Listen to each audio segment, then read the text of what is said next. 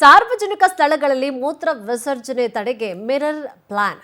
ಮೈಸೂರು ಪಾಲಿಕೆ ಮಾಡಿದಂತಹ ಹೊಸ ಪ್ಲಾನ್ಗೆ ಡೋಂಟ್ ಕೇರ್ ಅಂತಿದ್ದಾರೆ. ಹಂಗೂ ಡೋಂಟ್ ಕೇರ್ ಅಂತ ಇದ್ದಾರೆ. ಆಗಿದ್ರೆ ಸಾರ್ವಜನಿಕ ಸ್ಥಳಗಳಲ್ಲಿ ಮೂತ್ರ ವಿಸರ್ಜನೆ ಮಾಡ್ತಾರೆ ಅಂತ ಮಿರರ್ ಗ್ಲಾಸ್ ಅನ್ನ ಹಾಕಿದ್ರು ಮೈಸೂರಿನಲ್ಲಿ. ಮೈಸೂರು ಪಾಲಿಕೆ ಮಾಡಿದಂತಹ ಹೊಸ ಪ್ಲಾನ್ಗೂ ಕೂಡ ಡೋಂಟ್ ಕೇರ್ ಅಂತಾರಂತೆ ಜನ. ಮಿರರ್ ಹಾಕಿದ್ರು ಮಾನ ಮರ್ಯಾದೆ ಬಿಟ್ಟು ನೋಡಿ ಮಾನ ಮರ್ಯಾದೆ ಬಿಟ್ಟು ಮೂತ್ರ ವಿಸರ್ಜನೆ ಮಾಡ್ತಾರೆ. ಮೈಸೂರಿನ ಗ್ರಾಮಾಂತರ ಬಸ್ ನಿಲ್ದಾಣದ ಮುಂಭಾಗ ವ್ಯಕ್ರತೆಯನ್ನ ಮೆರಿತಾ ಇದ್ದಾರೆ. ಇಂಥವ್ರು ಏನು ಹೇಳಬೇಕು? ಮಾನ ಮರ್ಯಾದೆ ಏನಂದ್ರೆ ಏನಿಲ್ಲ.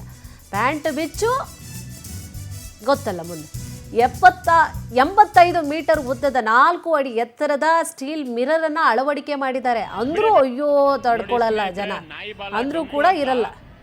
ಹಾಕಿದ್ದಾರೆ, ಮಿರರ್ ಹಾಕಿದ್ದಾರೆ. ಅಲ್ಲಿ ಅವ್ರು ಏನ್ ಮಾಡ್ತಾರೆ ಅನ್ನೋದು ಕೂಡ ಕಾಣಿಸ್ತಾ ಇರುತ್ತೆ, ಎಲ್ಲರೂ ನೋಡ್ತಾ ಇರ್ತಾರೆ. ಆದ್ರೂ ಕೂಡ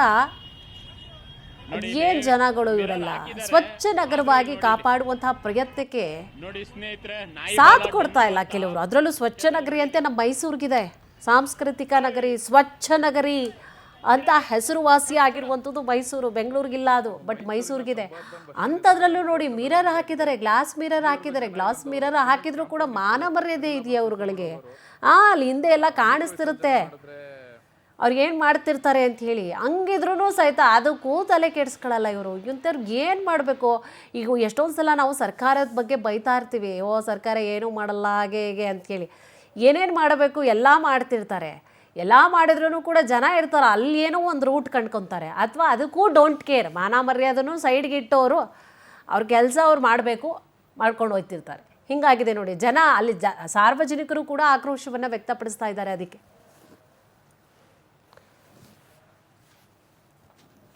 ನಾಯಿ ಬಾಲ ನೋಡಿ ಸ್ನೇಹಿತರೆ, ನಾಯಿ ಬಾಲ ಡೊಂಕು ಅಂತ ಇಲ್ಲಿ ನೋಡಿ. ಇಲ್ಲಿ ನೋಡಿ ಸ್ನೇಹಿತರೆ, ನಾಯಿ ಬಾಲ ಡೊಂಕು ಅಂತ ಇಲ್ಲಿ ನೋಡಿ. ಇಲ್ಲಿ